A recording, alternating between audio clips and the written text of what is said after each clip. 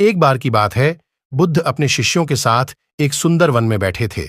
शिष्य ध्यानमग्न थे और बुद्ध के उपदेशों को सुनने के लिए उत्सुक थे।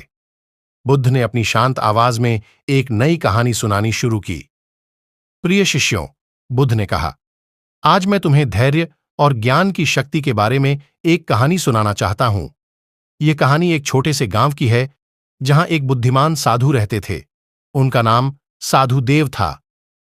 साधुदेव गांव के एक छोर पर रहते थे और गांववासी उन्हें बहुत मानते थे। एक दिन गांव में एक महान विपत्ति आ पड़ी। गांव के पास बहने वाली नदी का पानी अचानक बहुत बढ़ गया और गांव में बाढ़ का खतरा उत्पन्न हो गया। गांववासी भयभीत हो गए और साधुदेव के पास मदद मांगने गए। साधुदेव ने उन्हें शांत रहने और धैर्य रखने की सलाह दी। उन्होंने कहा, डरो मत प्रिय लोगों, धैर्य रखो और देखो कि प्रकृति हमें क्या सिखाना चाहती है। गांववासी साधुदेव की बात मानकर धैर्यपूर्वक इंतजार करने लगे। कुछ दिन बाद नदी का पानी धीरे धीरे कम होने लगा और बाढ़ का खतरा टल गया। गांववासी बहुत खुश हुए और साधुदेव का धन्यवाद करने के लिए उनके पास गए।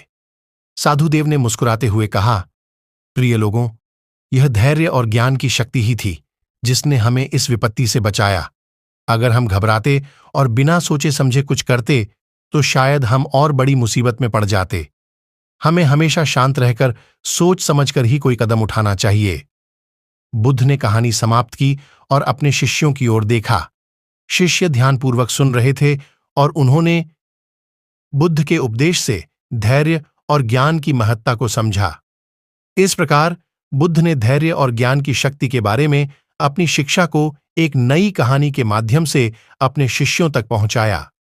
शिष्य इस नई सीख से प्रेरित हुए और उन्होंने अपने जीवन में धैर्य और ज्ञान को अपनाने का संकल्प लिया। इसी तरह की मोटिवेशनल स्टोरीज सुनने के लिए हमारे चैनल को लाइक, शेयर एंड सब्सक्राइब कीजिए और बेल आइकॉन दबाना ना भूलें।